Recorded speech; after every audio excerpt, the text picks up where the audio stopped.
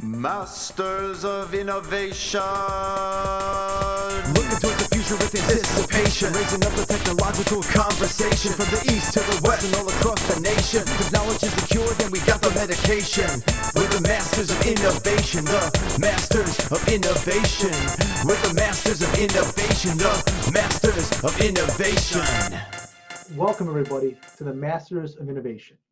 Trying to hit you up with the cutting edge knowledge you need to combat COVID-19 inside your firm organization to be ready for this upcoming apocalypse that hopefully we're not going to face. As always, I'm Garrett Wagner, your Entrepreneurial CPA channel host, and I'm joined by the legendary, the author, the Nobel laureate. You've won a Nobel Prize, right, Joe? Oh, two actually in literature. Two Nobel Prizes in literacy, Joe Brunsman, COP Brokers. So Joe, you're an expert of all things really. So let's dive into, helping firms today, cybersecurity during this COVID outbreak, especially this big shift to work from home. What do firms need to think about and understand as they made this shift from being, we're only in the office to now everybody just like scatter, go work from home, no plan, no thought, just like it's Tuesday and leave. Yeah, certainly. So, obviously there was this mad dash to remote work, which is fine. That had to happen. Now that mad dash should be at least mostly complete for a lot of firms. If not, it's going to be completed here soon, probably definitely by the time this episode goes up. Now they need to start thinking about, okay, this is what we had to do to get there. Now, what could go wrong? Like ideally, if we would have had time to plan for this, we could have planned first for, okay, what could go wrong? Let's avoid that before we implement it. But because the steps are kind of out of order due to circumstances outside of our control, now we got to think about it as, okay, let's triage this and figure out what could possibly happen here with all of these people kind of scattered to the wind in remote places, potentially using hardware that we've never used before, using services we've never used before, to try and get all this stuff done. So Joe, let me ask you real quick there. Firms right now are busy. It's early April. They got tax work they're working on. They got small business SBA loans they're working on. How important it is for them to pause all that stuff and look and address this issue? Can they put this off, or they need to stop, pause the chaos, and focus on their business and what's going on?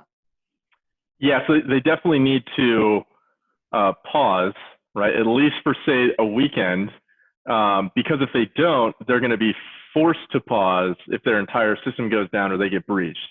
Okay. So it's, either, hey, plan this pause so you can figure out how to try and avoid a much longer, painful forced pause and more expensive pause in the future.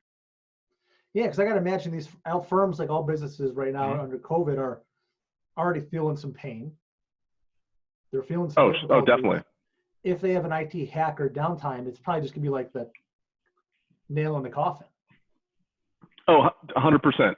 100%. So, if you go on breach costs on top of economic distress, at least for their clients, if their clients don't have cyber insurance, they're not properly insured somewhere else, that could wipe them out right there.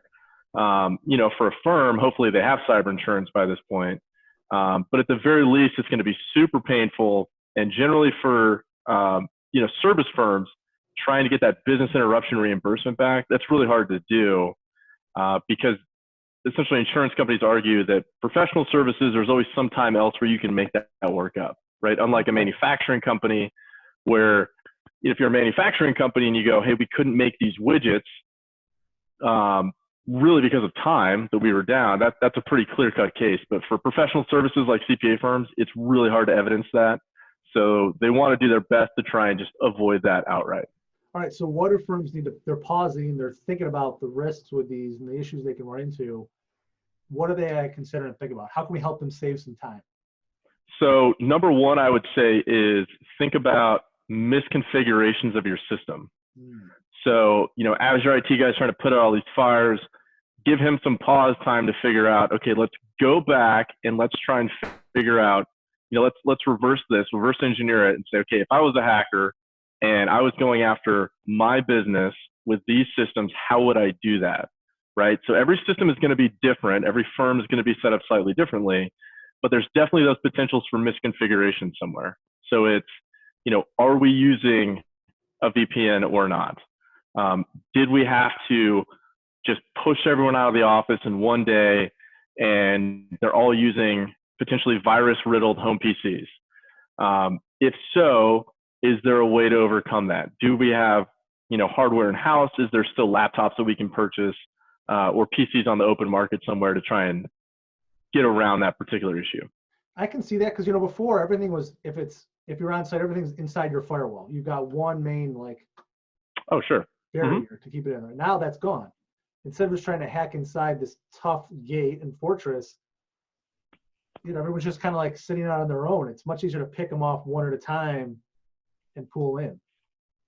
Yeah, you're right. So the number of endpoints has just increased exponentially, and the surface area for that attack to somehow get through, it's just gotten bigger and bigger and bigger. So it's almost like, a small CPA firm overnight is now a large CPA firm. And they don't necessarily have the funding to do that, but they've got all of these other issues that bigger firms have had years to work through and potentially stumble through in some instances, but now they're just drinking from a fire hose. All right, so misconfiguration, pause, think about where your weakness is. What's the second thing they've got to think about? I would say employee error. That's going to be huge because now we've got really a number of issues kind of all coming together at one point in time. So you've got, just massive amounts of stress that are on families. So, right, you've got, family members that are potentially sick. You've got people worried about their elderly parents. You've got people working at home and now their kids are at home. So you got to deal with that issue. Traditionally, when people go work from home, the good news is they work longer hours. But the bad news for firms is now people could be getting potentially less sleep, especially if they're still trying to figure the system out and they don't have those efficient systems like they did back in the office. So now they could be getting less sleep. They could be having some money issues, right? If a spouse just got laid off. So you've got all of these things piled on top of, say, the CFO or the firm administrator who's in charge of transferring money. So you've got, kids screaming in the background, right? Say their wife just got laid off. Now they got to transfer money. It's a new system for them. The potential for employee error is it's astronomical. So if the potential for employee error goes up astronomically, does your cybersecurity insurance contract cover any kind of kid quarantine, keeping the kids locked up, keeping the kids in a separate area? Is that in the policy? If you got to work from home, we'll cover the box that they can stay in. I don't want to use the word cage because that's not, it's definitely not appropriate. But they cover quarantined area? Kid containment. Will they cover kid containment? No, they won't cover kid containment. It's not Unfortunately not. I wish, if they could, I would have filed that claim already. I think everybody right now would be like, give me some kid containment. That sounds way better. Kid containment. Oh yeah. Kid quarantine. All right, so we talked about misconfiguration, all these extra points, employee error, and anytime you look at cybersecurity, this being a cybersecurity author, employee error is always the leading cause of a cybersecurity breach. Absolutely. Yep. So besides those two things in the pause, what comes next that firms need to address? So I was sort of addressing a remote worker policy. So obviously the bigger the firm, probably the longer that policy is going to be. If it's say one partner and he's got staff, it's really easy to sit them down and go, okay, this is what I expect out of you guys, because the last thing you want is Karen going to the Starbucks and transferring over their public Wi-Fi, and we're presuming that Starbucks is still open, but transferring over public Wi-Fi a whole ton of tax returns, which could subject her to man-in-the-middle attacks. So, it's talking about, not just, okay, what hours do you expect them to work? What attire do you expect them to wear? But really, what are those cybersecurity concerns that you expect them to be aware of? Because quite frankly, if you don't set, as a leader, if you don't set those standards, the standards don't exist. So you can't just assume that somebody's going to realize that using public Wi-Fi or an unsecured home Wi-Fi system is not legitimate. they're just going to go with what they know, and maybe they're not as tech savvy, so they're just going to go full steam ahead and try and get the work done. But if in the course of getting that work done, you have a giant breach of your computer system and now all of your client files are stolen, now you got a real big concern on your hands. Yeah. So now, will their cybersecurity insurance company help with any like recommendations on a remote work policy? Generally not. I'd say that it's probably going to come from the professional liability carrier. Hopefully they have some sort of, I should be more specific. Professional liability or employment practices insurance carrier. Hopefully they have at least a template that a firm can work off of. Something to get started. Oh, If not, yeah, 100%. We've got one at our firm. It's pretty simple to the point. So if you want some help and your carrier doesn't have it, reach out to me. I'm happy to send you a copy so you got something. Yeah, I've got a sample policy too. So if someone wants to shoot me an email, I'll send it to them. The Noble Laureate. Yours is probably a little prettier wording wise. Oh, no, no, this is just a stock document. All right, Joe. No. So we got talking about misconfiguration, employee or remote work policy. What's the fourth thing they got to think about? I would talk about mobile device policies. So hopefully, a lot of firms have already kind of jumped on board, but if they haven't already, there's a bunch of issues you got to think about. So it's not just a cybersecurity issue, it's also just a straight liability issue. So, now potentially you have people using, say, their home cell phones. They could be potentially texting with clients, which I always recommend against. But kind of the issues there, obviously, mobile security. Does anybody have antivirus on their cell phone? Probably not. I mean, that's almost non-existent at this point. Yeah, I mean, that kind of ties into even a little bit like texting, like, clients will be like, oh, can I text you my bank statement? Can I text you my driver's license? Can I text you a copy of the check? Like, no. Just I mean, just say, no, you can't do that. You have to go through the secure portal. I mean, I know it's way more convenient to do that, but as a firm owner, you have to kind of understand, okay, you have no control over the security of that device. You have no control over if that information gets erased or not. So, let's say 2-3 years from now, the information that's on that device is going to be crucial to your court case, right? And defending you against a liability claim. Well, you don't have that archived anywhere.